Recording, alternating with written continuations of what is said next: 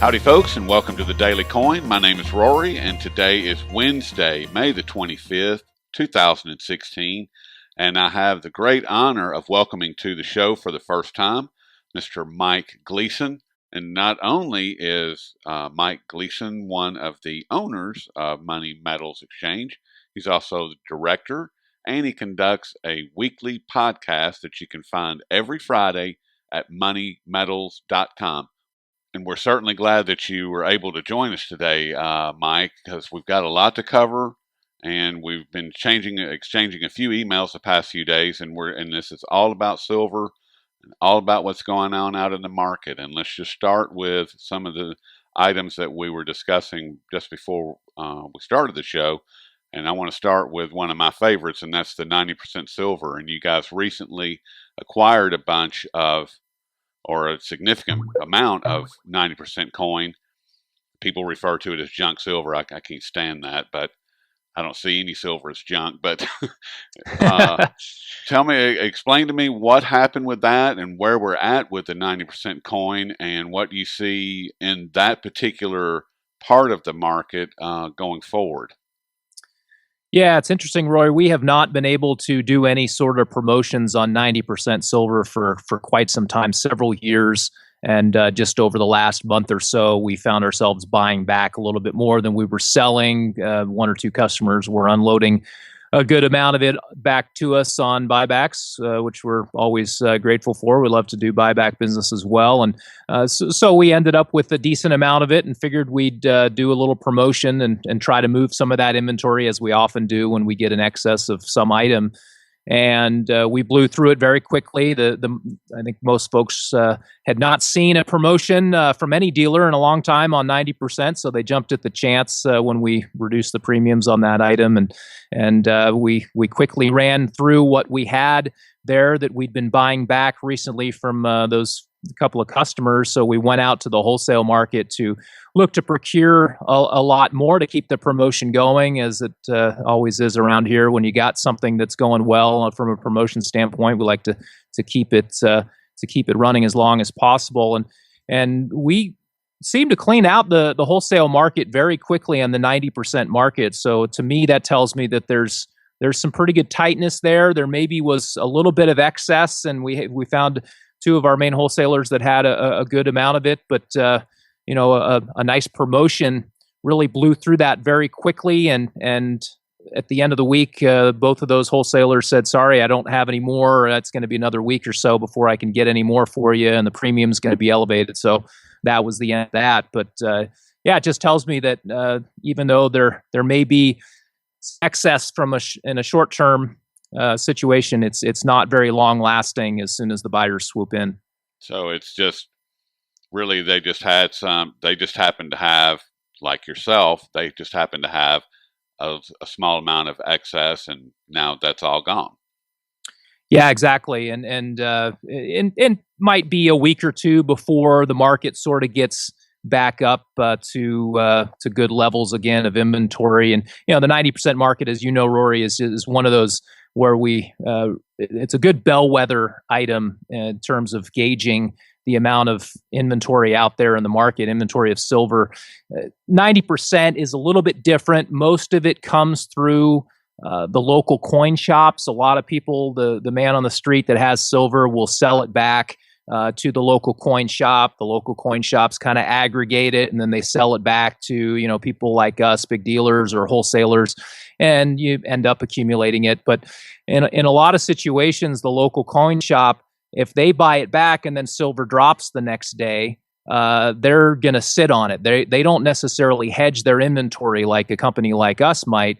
So they want to wait for that price to go back up before all of a sudden they're going to sell it on their end. If they don't have a buyer walking through the door to buy it from them, they'll try to flip it to a wholesaler or large dealer like us. So it's an interesting item. As prices drop, we always see the premiums of that go up. We see the supply dry up as prices fall. And of course, over the last several years, we've been in a low price environment here for silver, and that's resulted in a lot less won't say junk silver, but 90% silver out there in the market. I know you don't like that phrase, and I don't like it either, but sometimes it slips out. Oh, I hear it all the time. I just prefer not to use it myself. I mean, people are welcome to say whatever they would like. Um, Customer movement. You mentioned customers coming in. Are you seeing a lot of new customers at this point, or is it your established customer base, or what are you seeing as far as new customers in particular? Is what I'm really interested in. Yeah, I guess we're probably a little bit different in that we really go after new customers. We're actually looking to expand the pie, not just take existing customers, precious metals buying public out there, and just cannibalize some other dealer. Really, what we're looking for is to expand that market. We gear a lot of our marketing towards first time buyers. We have some packages that are specific for those folks, and that's done well for us. So we tend to get a lot of new customers, I guess, just on an ongoing basis. But as it stands, say now versus several years ago, I guess on a percentage basis, it might be down a little bit, but we're still seeing a pretty good steady flow of customers come into the market.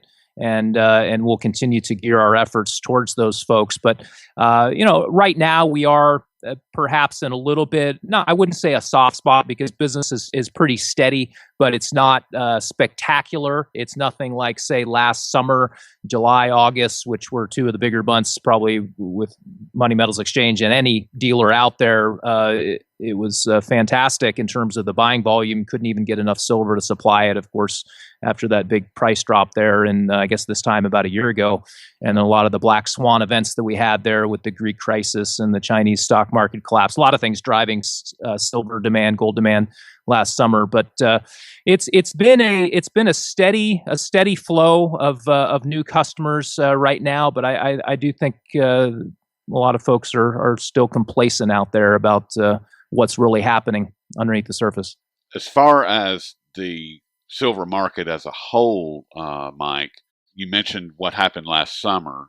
Ever since then, the U.S. Mint has been on what's called allocated sales. I call them ration sales, because that's what they're doing, is they're rationing the volume of product that's available.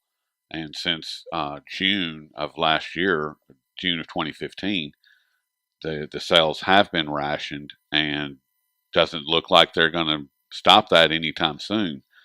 And there seems to be enough eagles and American silver eagles in the market right now to satisfy everything, but with just one slight little glitch of any kind, it seems like that inventory would dry up. And how do you see this whole rationing program playing out in regards to that? I mean, I don't want to get into your backstock or any of that, and as far as how you guys operate your business, but if something were to happen, I mean, it seems like that the market would just do exactly like it did last year, just dry up. Yeah, exactly. So Silver Eagles, without a doubt, is probably the most challenging product to manage from an inventory perspective.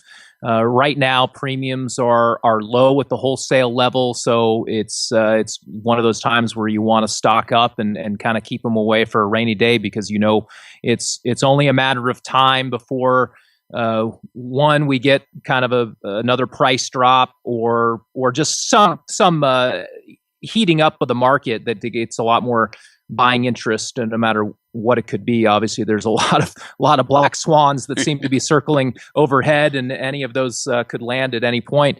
But with Silver Eagles, the U.S. Mint, of course, has shown a pretty big ineptitude to meet the public's demand. Right now, there should be no reason that they are having wholesalers on allocation. I'm quite baffled by that, other than the fact that I think we've seen it enough now that in last summer being the most recent example, where when the tightness does come and the buying activity is frenetic, you don't have enough Silver Eagles to sell, and you wish you had more. And a lot of folks out there, especially at the wholesale level, they are sitting on a pretty good chunk of them at the moment, because they know that they can get more for them when the product gets tight here. If we did have something, some sort of market event happen that drives a lot of new activity. So it's one of those items that makes sense to be putting some inventory dollars into because of lack of smooth fluidity with that item, I guess, is one way to say it. The U.S. Mint just has had so many issues over the past several years when we have these spikes and they just can't meet it. And I think one of the big is getting into a different topic here, but they do not go out and get more suppliers of the blanks. I mean, the issue is always getting enough blanks. Yep. And they have a ridiculous process for becoming a blank supplier. And if you're some private mint who is minting, say, 1 ounce silver rounds or 10 ounce silver bars, there's very little incentive for them to go out and add a lot of machinery to be a blank supplier for the US Mint. So they still end up with just these couple of suppliers of blanks who can't meet the demand. And then the U.S. Mint, for some reason, does not want to stockpile enough blanks, which is what they should be doing right now. They should have everybody going full bore and producing as many as they can to put them away for a rainy day, because it's only a matter of time before we have another situation where we can't get enough silver eagles out of them. But they won't do that. They have a very difficult process for these other mints to get signed up to become blank suppliers. And then also, why would you want to? They also don't give you any sort of guarantee as a private mint. They won't guarantee a certain amount of ounces or blanks from you each month. They're only going to go to you when the other guys can't supply all of it. Well, if you're a private mint and you're going gangbusters, meeting all of your retailer demand for 1 ounce silver rounds or 10 ounce silver bars, why do I want to, I guess, screw those guys to do business with the U.S. Mint, because I'm already going to be busy during that period. So anyway, it's kind of an interesting situation, and I don't see things changing with it much, I guess, is sort of the summary there. I think we're going to be continuing to deal with just a very few number of blank suppliers that can't keep up with the demand when those activity spikes happen, and we'll always be dealing with this situation with Silver Eagles. Well, and part of it, and I'd want to give a comment, and I'd like to hear your thoughts on that. I think that part of it is that they don't want to sell any more than they're already selling. It was never intended, the American Silver Eagle was never intended to be a hedge against inflation or currency destruction, which is what we're faced with, both of those. So as far as them allocating or rationing the sales, now they can manage how much they sell, because there's only so much silver that's produced each year. And as you well know, the vast majority of it goes into manufacturing, never to be seen again. And if it is seen again, it's a very, very difficult, long, arduous process to recover it. And at this point, it's getting closer to being cost effective, but not really. When the price, or if the exchange rate for silver goes to, say, $30 an ounce, then it becomes cost effective to recycle it. But, at $15 or $16, $17, it's really not very cost effective. So it just goes away. And so there's only so much, as the phrase you used a minute ago, the pie, there's only so much silver pie out there. So, and if they're all of a sudden, if they doubled, from 47 million to 94 million ounces, that's got to come from somewhere. It's going to come from another section of that pie. And I think that that's part of it. Another aspect of it is to keep silver news out of the news.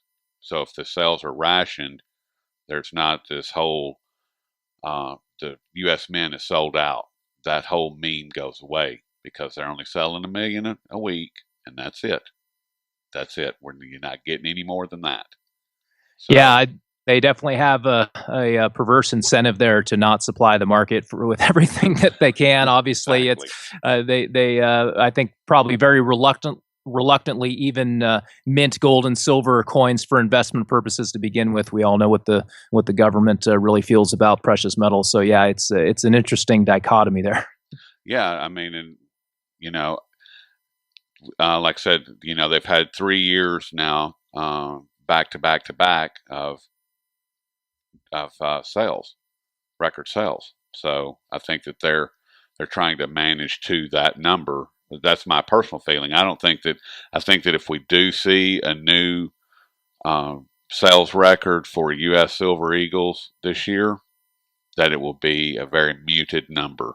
That it will be 48, 49 million, maybe. But I don't think they're going to blow through it, at 10 or 12%. I really don't. So Yeah, it's been a gradual increase the last few years as they have been setting these records, and it looks like we're on pace for that type of volume that you're talking about, upper 40 millions. We are seeing the Silver Maple Leafs catch up, though. I was just looking at reports on that. They did over 10 million Silver Maple Leafs in the first quarter, so that gap is definitely narrowing between Silver Eagle sales and Silver Maple Leaf sales. So that's interesting to see as well. now, is your take on what's happening with the raw product as far as the mining situation? Do you keep up with that at all? Is that on your radar? Yeah, a little bit. It's obviously one step removed. We get into it a lot on the weekly podcast that we do here. We've got, I think, mine supply is certainly dwindling here in North America. We've seen that for sure. There's less silver being produced out of, say, Mexico, which of course is, I think, the primary silver miner in the world. Yep. And the U.S. is lagging as well. We're now a net importer of silver. So, to me, I think we're going to have to see higher prices. I mean, you alluded to the economic viability of recycling, and certainly you're going to have to see higher silver prices in order for that to make sense. And if the mine supply is not going to be there to meet demand, then something's going to have to give, and eventually the free market will win out there, and supply-demand fundamentals will actually matter, which, of course, we've all been sort of beating our head against the wall over the last few years and wondering why it doesn't seem to. But yeah, I think that day is coming, and people just need to hang in there and understand that markets can't be manipulated forever, and eventually supply-demand factors will rule the day. That would be different. If fundamentals actually mattered, yeah, it would certainly change things. I want to ask you just one or two more questions there, Mike, and then I'll let you get back to your morning. And as far as what you guys are seeing, you said that your primary focus at Money Metals is on new customers, and as such, your established customers, are you seeing any large sales coming through, or some of the new people, are they making large scale purchases, or how is that aspect working? Yeah, certainly we are seeing a pretty good uptick in the, I guess we'll call them the 6-figure and up sales here over the last 5-6 weeks versus, say, where it was the end of last year and maybe even early this year, before people kind of started to recognize that, hey, it looks like we're going to be looking at a good year in metals, and my stocks are looking more and more overvalued as the days go by. So there is a lot of nervousness out there, I think, among the investing public, especially those that that we deal with, who sort of recognize what's happening, not necessarily the ones that have their heads in the sand and think the stocks are just going to go to the moon without interruption. But we are seeing more and more folks liquidating some of their stock portfolio and putting that into precious metals. I mean, I guess when you get down to it, the average American is just woefully under invested in precious metals and really does not have much diversification whatsoever. I think all stats are that I read is in the neighborhood of maybe 1% of folks actually have an ounce of gold or silver to their name. And we're seeing that trend certainly pick up as more and more people are getting aware of the issues with the dollar and feeling more and more cautious about what's happening with our monetary system. So we are seeing some larger purchases as a result. Folks are, like I said, just getting nervous out there. I think about what's going to happen for a while now. I think most have been sort of waiting for that shoe to drop, and we haven't necessarily seen it. I guess we got a glimpse of it, say, last summer after the Chinese stock market collapsed. We had a rough stock market here in August, September, I guess it was, and that drove a lot of fear buying. But generally speaking, in the Western world and in America especially, I think what drives precious metals buying is the fear trade. They talk about over in Asia, it's the love trade, but here in the States, it's the fear trade. Yeah, in Asia, it's the exact opposite of what's going on here. I mean, they just naturally, it's almost part of their DNA. It seems like. I mean, it just you just acquire gold and silver throughout your life, and that's just the way that it is. I mean, that's just what you do. Yeah, So, very different here. You still, when I tell people what I do, a lot of times I get a lot of blank stares, and people say, "Wow, people actually buy that stuff." And it's like, yeah, believe it or not, they do. There's a few of us, crazies out there that do that. do you ever hand them a gold coin and say, "Yeah, here's what I do"? I mean, I do silver. Maybe not gold, but yeah, I do hand out silver. It's always fun. And actually, when people get some silver in their hands, they do often light up. I think they do recognize that hey, this has some real value, and then you can kind of see the wheels spinning in the back of their head there as they start to think about it. Especially if they're a little bit older and they remember when silver was actually part of the currency here in the United States. I mean, Oh yeah. Then you can really see the wheels spinning. It's like, oh yeah, this is like real money.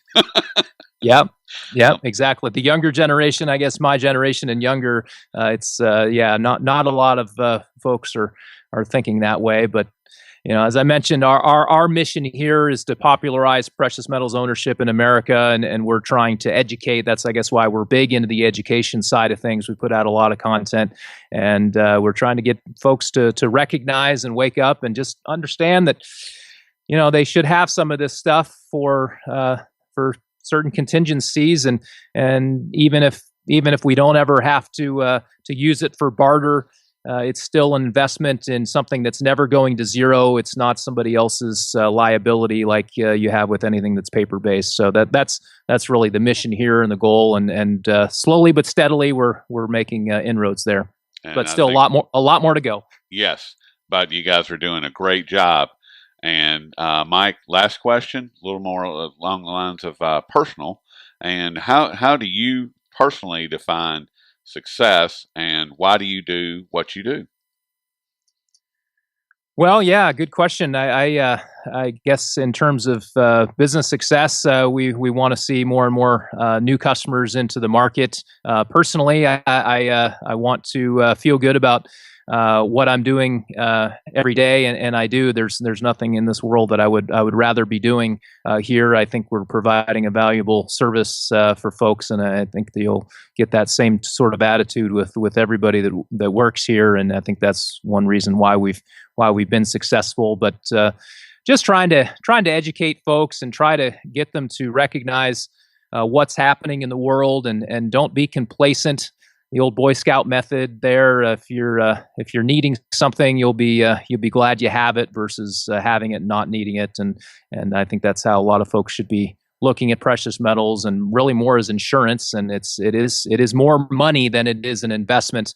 And it's a fun way to make a living. We're having a great time here, and look forward to the next 5, 10, 15 years and see what this market will bring as that 1% of Americans that know anything or own any precious metals becomes 2, 3, and 5%. I think it's going to be really exciting. I couldn't agree more. It is a very interesting and very exciting time to be alive. That is for sure. And we have been speaking with Mike Gleason, and he is the director over at Money Metals Exchange, and you can find all of his work, including his weekly podcast on Fridays at moneymetals.com. Mike, it's been a pleasure, and I look forward to speaking with you in the not too distant future. Yeah, thanks so much, Roy. Great to be on with you, and we're fans of yours as well. And thanks for all the work that you do, and appreciate the time today. Thank you so much, and like I said, we'll speak with you soon. Take care. Thanks.